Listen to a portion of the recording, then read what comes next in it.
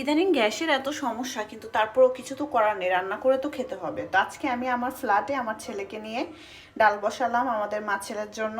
তো তারপর দেখি কি রান্না করা যায়। এই সময়টাতে না টমেটো ছাড়া ডাল খেতে একদমই ভালো লাগে না।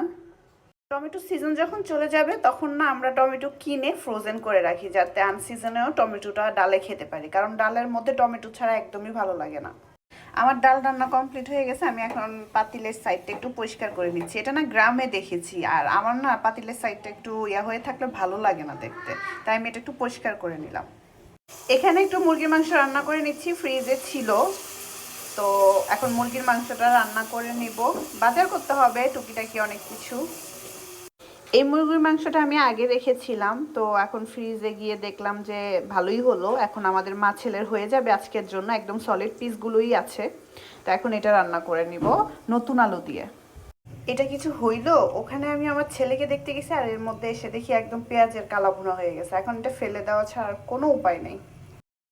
তো ওই পেঁয়াজগুলো ফেলে এখন আবার নতুন করে রান্না করলাম। তো এই তো আজকে আমাদের মা ছেলের রান্না বান্না এতটুকুই, ভাতও রান্না করে ফেলেছি। আর আমার না এত কম কম রান্না করতে একদমই ভালো লাগে না, কিন্তু কি করব, আমার ছেলেও তেমন খেতে পারে না, আর আমি তো একলা মানুষ, কি আর এত খাবো। মাশাআল্লাহ, নিজের রান্নার প্রশংসা নিজেকেই করতে হবে। খুব সুন্দর একটা স্মেল বের হয়েছে।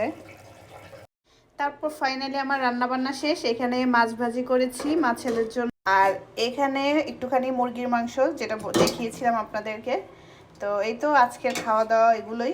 আর এখানে রান্না করেছি ডাল, আর এই তো ভাত। আজকের খাওয়া দাওয়া এই পর্যন্তই মা ছেলের। আজকের ভিডিওটা এই পর্যন্তই শেষ করছি। সবাই ভালো থাকবেন, সুস্থ থাকবেন। আল্লাহ হাফেজ।